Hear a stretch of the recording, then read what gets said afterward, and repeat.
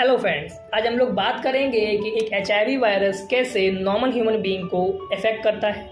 इसको हम लोग आपके 12th के NCERT में दिए गए एक डायग्राम जो कि आपको पेज नंबर 155 पे दिया गया है उससे समझेंगे। तो सबसे पहले हम लोग थोड़ी बात करेंगे इस वायरस के बारे में। इस वायरस को रेट्रोवायरस बोलते हैं। और देखिए, इस वायरस का स्ट्रक्चर के बारे में थोड़ी बात करते हैं। ये जो वायरस है इसके बाहर एक वायरल प्रोटीन कोट होता है, उसके बाद इसके अंदर होता है एक वायरल RNA कोर। इसका जेनेटिक मटेरियल RNA होता है। अब देखिए, जो आप इस सामने एक बड़ी सी सेल देख रहे हैं, ये है एनिमल सेल। ये नॉर्मल किसी भी एनिमल या ह्यूमन की सेल है। इसकी ये प्लाज्मा मेम्ब्रेन, इसके अंदर ये न्यूक्लियस के अंदर ये थ्रेड लाइक स्ट्रक्चर DNA। ठीक है, सबसे पहले क्या होता है, वायरस इन्फेक्ट नॉर्मल सेल। ये वायरस क्या करता है, नॉर्मल सेल को इन्फेक्ट करता है और इन्फेक्ट करके ये क्या करेगा, viral RNA is introduced into cell. इस वायरस का जो RNA है वो ह्यूमन सेल या होस्ट सेल के अंदर डाल देता है।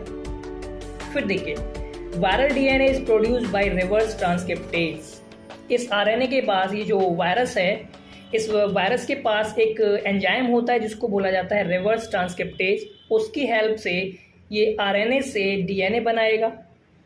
फिर जब ये DNA बन जाएगा, ये DNA फिर क्या होगा, viral DNA is incorporate into host genome. ये जो DNA बना हुआ है, ये DNA होस्ट जीनोम यानी जिस ह्यूमन को इफेक्ट किया है उसके जीनोम में जाके चिपक जाएगा। जीनोम मतलब उसके DNA में जाके चिपक जाएगा।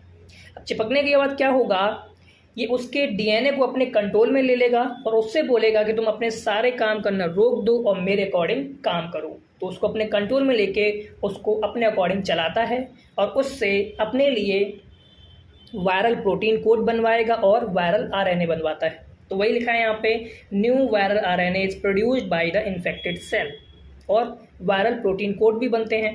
फिर क्या होगा, देखिए ये नए RNA बन गए। अब नए RNA के ऊपर ये यहाँ पे प्रोटीन कोड भी आ जाता है। तो वहाँ पे लिखा है, देखिए new virus is are produce, और यहाँ पे ये नए वायरस प्रोड्यूस हो जाते हैं। अब ये नए वायरस इस सेल से बाहर निकल के new viruses can infect other sales. ये जो वायरस नए बने हैं ये इन्फेक्टेड सेल से बाहर आ जाते हैं और हमारे बॉडी के अन्य सेल को भी इफेक्ट करते हैं। ऐसा देखा गया है फ्रेंड्स, ये जो वायरसेस हैं ये ज़्यादातर हमारे हेल्पर T सेल्स या जो हमारे इम्यून सेल्स होती हैं T सेल्स, उनको इफेक्ट करते हैं, जिससे हमारी इम्यूनिटी बहुत वीक हो जाती है। ओके फ्रेंड्स, तो आज के लिए इतना ही। Thank you.